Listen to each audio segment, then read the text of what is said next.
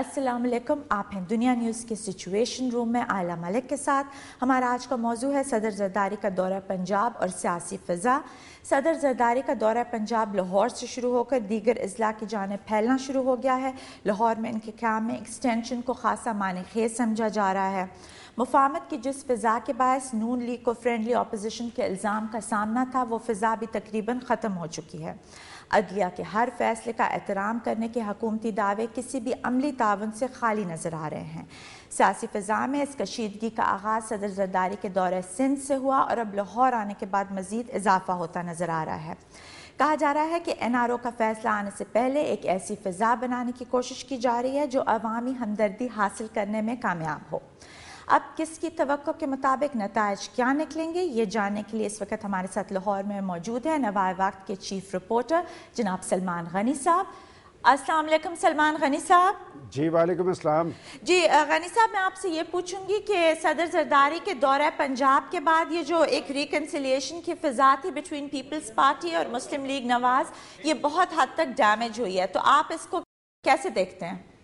देखें, सदर का मनसब पाकिस्तान में कौमी वक़ार और पाकिस्तान के वफाक की अलामत है जी, और उनसे सबसे अहम और हसास मनसब है, उनसे ज़्यादा ज़िम्मेदारी का तकाजा करता है जी। सदर जरदारी एक मुंतखब सदर ही नहीं, एक पॉलिटिकल पार्टी के सरबराह हैं और मैं समझता हूँ कि उनके हालिया दौरे पंजाब से पंजाब का सियासी महाज गर्म हुआ है जी। और पंजाब पाकिस्तान का बड़ा सूबा है, सियासत का मरकज है। यकीनन उन्हें ये हक हासिल था कि वो आते यहाँ पर आकर अपनी पार्टी के लोगों से मिलते, लेकिन उनकी तरफ से आने वाला तर्ज अमल जी, उससे मैं समझता हूँ कि पंजाब में जो सियासी दर्जा हरारत है वो बड़ा है और ख़ास तौर पे पाकिस्तान मुस्लिम लीग नून जिसकी पंजाब में हुकूमत है, पीपल्स पार्टी के लोगों ने उन्हें भी टारगेट करने की कोशिश की और जवाबन फिर मुस्लिम लीग नून के सूबाई वज़रा ने सदर आसफ जरदारी और पीपल्स पार्टी के दूसरे लोगों को टारगेट किया। मैं समझता हूं कि ये सारी सूरत हाल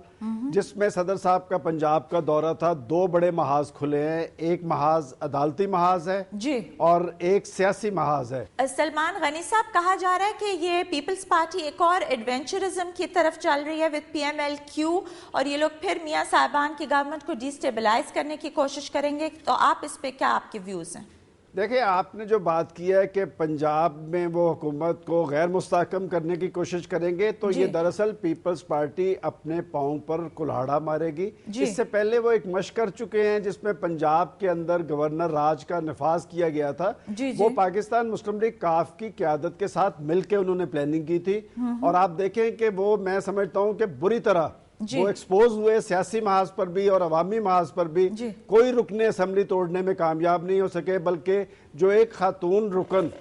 पाकिस्तान पीपल्स पार्टी ने तोड़ी, उसके बाद पंजाब असम्बली में उस खातून रुकन को किसी ने नहीं देखा। अगर पंजाब की हुकूमत को वो गैर मुस्तहकम करेंगे तो मैं समझता हूँ कि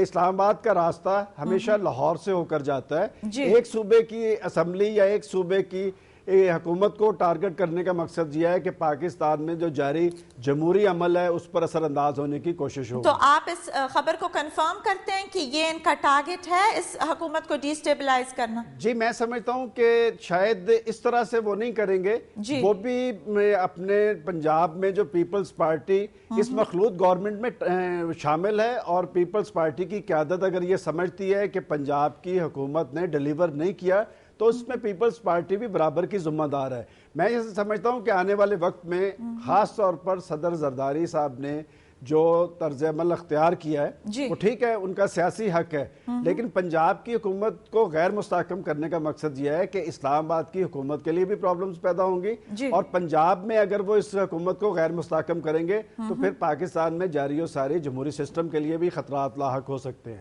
तो आपको ये सिस्टम चलता हुआ नजर आ रहा है और इनकी रिकन्सिलिएशन आप समझते हैं कि ऐसी रहेगी? इस वक्त तो शहबाज शरीफ साहब के भी इतने सख्त बयान सामने आए हैं और जरदारी साहब बार बार इंस्टीट्यूशंस को भी टारगेट कर रहे हैं, जैसे उन्होंने कल फैसलाबाद में दोबारा बातें की। دیکھیں میں نے پہلے بھی یہ بات کی ہے کہ صدر صاحب نے 2 محاذ کھولے ہیں جی، ایک عدالتی محاذ ہے اور ایک سیاسی محاذ ہے، اور صدر صاحب کی ذات جو ہے پاکستان میں وفاق کی علامت ہے۔ صدر صاحب مفاہمتی سیاست کی بات کر رہے تھے جی، اور انہوں نے جس طرح پنجاب میں آ کر مختلف طبقات کے لوگوں کو ملے ہیں، جو بات کی ہے اس سے سسٹم مستحکم نہیں ہو پا رہا، اور خاص طور پہ NRO کے بعد وہ یہ ضرورت محسوس کرتی تھی پاکستان پیپلز پارٹی اور خود پیپلز پارٹی کے شریک چیئرپرسن کہ ان کا سیاسی کیس کمزور ہوا ہے اور وہ اس لیے باہر نکلے ہیں۔ اور میں سمجھتا ہوں کہ حکومتوں کی ٹوٹ پھوٹ سے زیادہ آنے والے چند روز عدالتی محاذ پر اہم ہے، اور غالباً صدر صاحب اسی معاملے پہ جو عدالتی محاذ جو سرگرم ہونے والا ہے اس کی تیاری کے لیے آئے ہیں، اور ان کی جو تقاریر ہیں عوامی اور سیاسی محاذ پر وہ یہ ظاہر کر رہی ہیں کہ وہ یہ ظاہر کرنا چاہتے ہیں کہ اگر انہیں یا ان کی حکومت کو کوئی خطرہ ہوا تو وہ میدان میں نکلیں گے۔ سلمان غنی صاحب، یہ جو پنڈی کے اندر الیکشنز ہیں جس میں کاف لیگ بھی اب شیخ رشید کو سپورٹ کر رہی ہے اوپنلی، تو کہا جا رہا ہے کہ پیپلز پارٹی بھی ان کی سپورٹ کرے گی، اور NA 123 لاہور میں بھی یہ لوگ مل کے الیکشن کنٹیسٹ کریں گے نون کے کینڈیڈیٹ کے خلاف، ایون اگر اوپنلی انہوں نے کینڈیڈیٹ کھڑا نہ کیا، تو اس پہ آپ کیا سمجھتے ہیں؟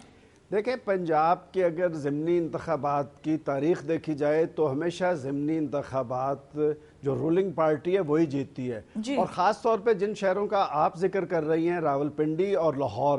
اس میں پاکستان مسلم لیگ نون کے کینڈیڈیٹس بڑی واضح اکثریت سے جیتے ہیں، اور جس صورتحال میں الیکشن ہونے جا رہے ہیں میں سمجھتا ہوں کہ الیکشن تو یہ 1 to 1 ہوگا، لیکن اگر آپ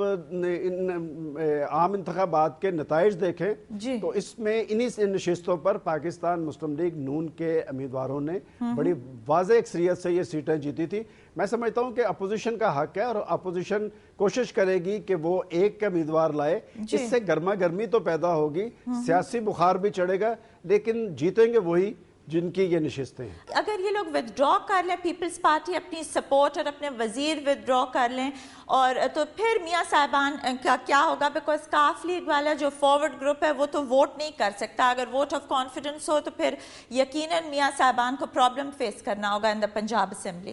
دیکھیں صدر زرداری نے لاہور میں اعلان کیا ہے کہ ضمنی انتخابات میں وہ مسلم لیگ نون کے امیدواروں کے ساتھ پیپلز پارٹی کے امیدوار نہیں کھڑے کریں گے۔ میں سمجھتا ہوں کہ صدر زرداری ایک طرف مفاہمت کی بات کر رہے ہیں، دوسری طرف عملاً ان کا رول یہ ظاہر کر رہا ہے کہ وہ کسی بڑی تحریک کی تیاری کر رہے ہیں، یہ ان کا سیاسی حق ہے، چونکہ حالات کا رخ بتا رہا ہے کہ آنے والے دن اچھے نہیں، اور اس کی وجوہات کیا ہیں؟ میں سمجھتا ہوں کہ ہمیشہ سیاسی قیادتیں اپنے ورکرز کو، عہدیداران کو اعتماد دیتی ہیں، لیکن میں نے صدر زرداری کی تقاریر، ان کی جو سرگرمیاں دیکھی ہیں اس میں انہیں اعتماد درکار ہے، اور وہ اعتماد انہیں کس چیز کے لیے درکار ہے وہ آنے والے دن میں ظاہر ہو جائے گا۔ سلمان غنی صاحب، وہ جو اس دن انٹریکشن تھا ان کا 2 دن پہلے پریس کے ساتھ جس میں آپ بھی تھے اور میں بھی تھی، تو اس میں آپ کو صدر زرداری کا کانفیڈنس لیول کیسا لگا، اور آپ کیا سمجھتے ہیں کہ انہوں نے شہباز شریف کے لیے سٹیپنی اور اس طرح کے کافی الفاظ استعمال کیے اور کہا کہ وہ میاں نواز شریف کے ساتھ بات کریں گے، تو یہ رویہ کس طرف جا رہا ہے؟ دیکھیں آپ جس میٹنگ کا ذکر کر رہی ہیں انہوں نے اخبار نویسوں کے سوالات کا کھل کر جواب دیا ہے، سوائے ایک سوال کے۔ آپ جانتی ہیں جب میں نے ان سے پوچھا کہ پاکستان کے گلی محلوں میں احتساب کی تحریک بھی جاری ہے اور لوگ یہ سمجھتے ہیں کہ جن لوگوں نے ملک کی دولت کو لوٹا ہے ان کا احتساب بھی ہونا چاہیے، تو انہوں نے غالباً اس سوال کا جواب سے انہوں نے اوائڈ کیا تھا۔ میں سمجھتا ہوں کہ احتساب کی تحریک جاری ہے۔ جہاں تک آپ نے میاں نواز شریف صاحب کے حوالے سے اعتماد کی بات کی صدر زرداری کی، تو اس میں کوئی شک نہیں کہ میاں نواز شریف نے بہت زیادہ ذمہ دارانہ طرز عمل اختیار کیا ہے، خود صدر زرداری کے حوالے سے، ان کی حکومت کے حوالے سے، اور اس وقت بھی جب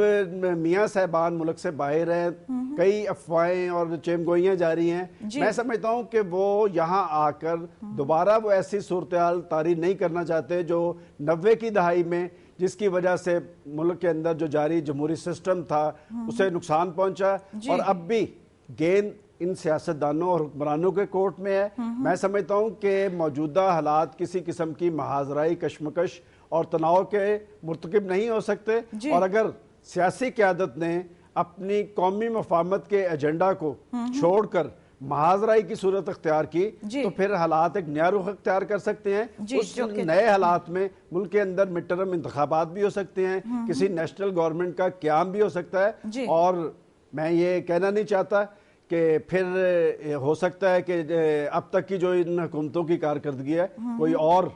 اسے اس جمہوری بساط کو نہ سمیٹ دے. جی, thank you very much Salman Ghani sahab for being with us here today. آپ نے ابھی سلمان غنی صاحب کی بات سنی. یہاں پہ ہم لیں گے ایک بریک, اور بریک کے بعد ہمیں جوائن کریں گے اسحاق خاکوانی صاحب, اور ہم یہ ڈسکشن کو فردر آگے لے کے جائیں گے کہ اس وقت ملک کے حالات کس طرف جا رہے ہیں. ہمارے ساتھ رہیے گا.